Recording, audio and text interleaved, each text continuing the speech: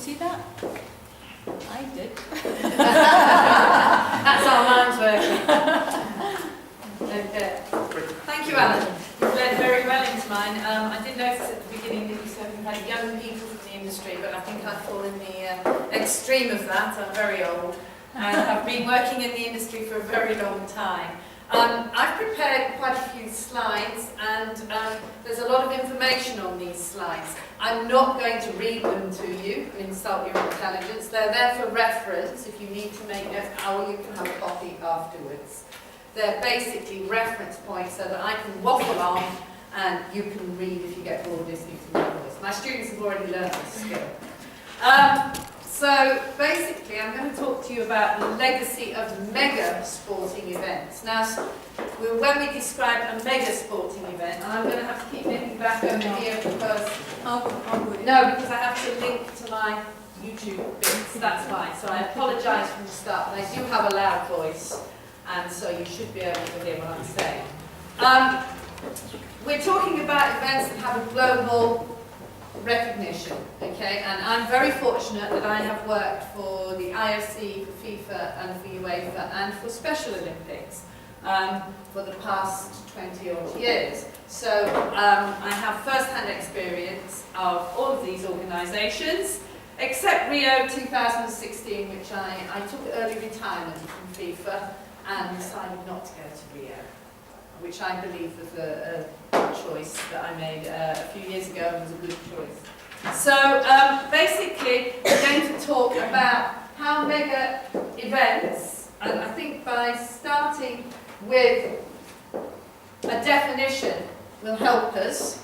The main features of mega sporting events are the ability to attract a worldwide audience and its potential impacts on the host. As a consequence, the host nation can project images of its culture and social organisation in addition to its political and economic power. A normal competition does not ensure such characteristics.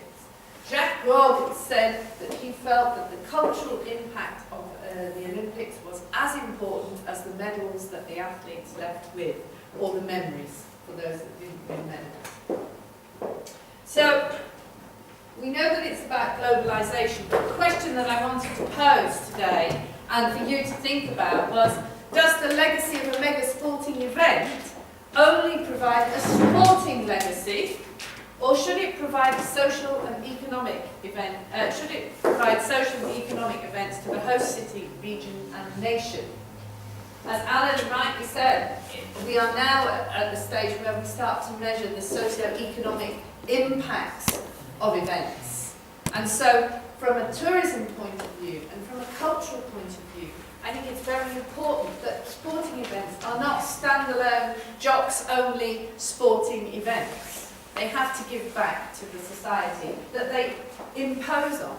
And I remember from the very first time that I went and had to organise a sporting event. My first major event was the Olympics. I didn't personally organise the whole Olympics, let's get that straight. My first event was the Olympic football tournaments in Atlanta in the Olympics. And one of the main problems I had was getting local people on board. Soccer wasn't played in Atlanta. It was a big baseball town. They also played a bit of American football, but they weren't very good. And they were absolutely rubbish at ice hockey, but they had a tip.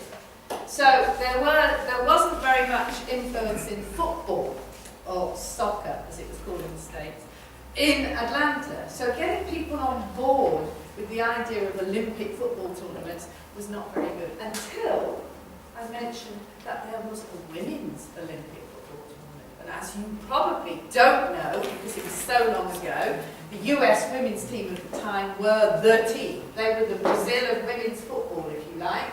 They were the top team. And as soon as I mentioned women's soccer, we were on the winner.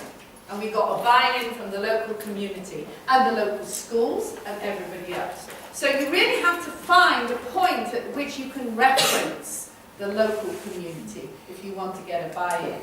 And that goes on to talk about legacy.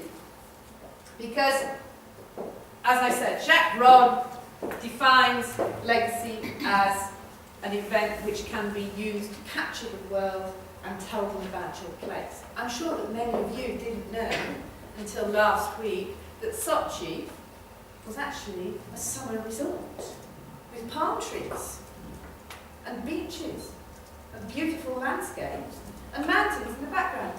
It's a bit like Nice, really, isn't it? We're not dissimilar, but you wouldn't have thought that somewhere where they were holding the Winter Olympics was that kind of place. So I think we have to open our eyes a little bit when we're talking about legacy here. So there's been a growth in the Olympics, mainly due to television, internet, and as Alan's mentioned in his discussion, the use of technology. We see more freely. Although in this area we might not be seeing as much because they've moved our satellite dishes this week, so everybody's suffering. But the focus on the city, who are seeking the global status and expanding their spatial influence. The city wants to become well known. I bet 5 years ago you had never heard of Sochi, unless you lived in that region. Now obviously there are cities that we've all heard of, capital cities, but the trends are moving away from that in mega events.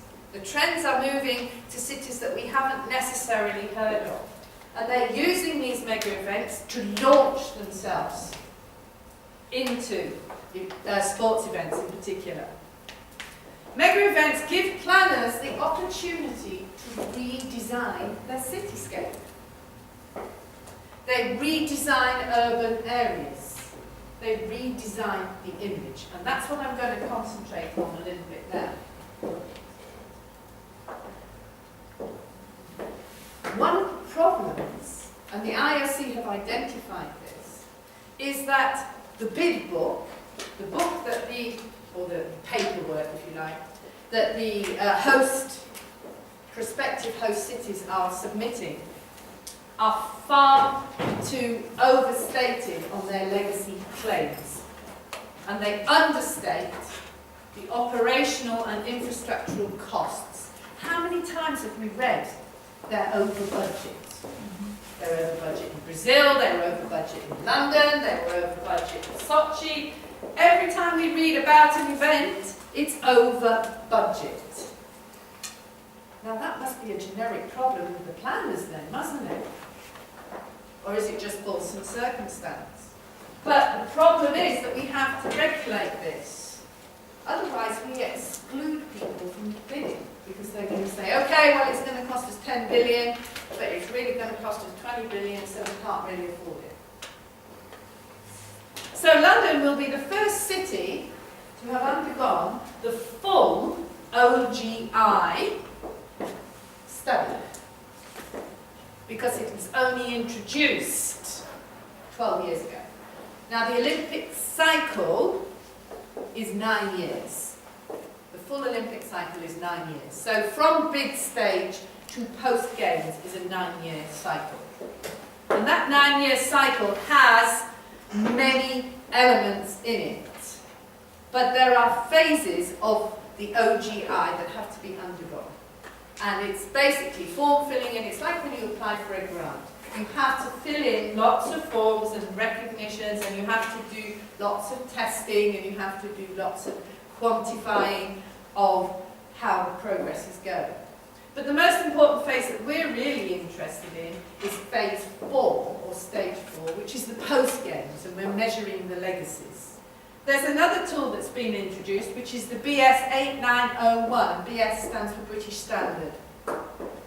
It was introduced specifically into the events industry and specifies requirements for sustainability. Now, this is interesting in that you were saying, Alan, about events not carrying on maybe in North America, for example, where they're losing their niche or their unique selling point. But when we're looking at sustainability, we're looking at those factors as well. We're looking at how an event can keep going. Some people confuse sustainability with legacy. Whilst the measurements may be the same, the outcomes are different. It's important to look at a sustainable model, but the legacy is going to be different in each venue. Because the legacy is dependent upon culture and the community. It's the investment, the buy-in. We can measure sustainability, yes, we have models for that. We can measure carbon output, we can measure refuse collection, but it's the people that do it that will carry it through.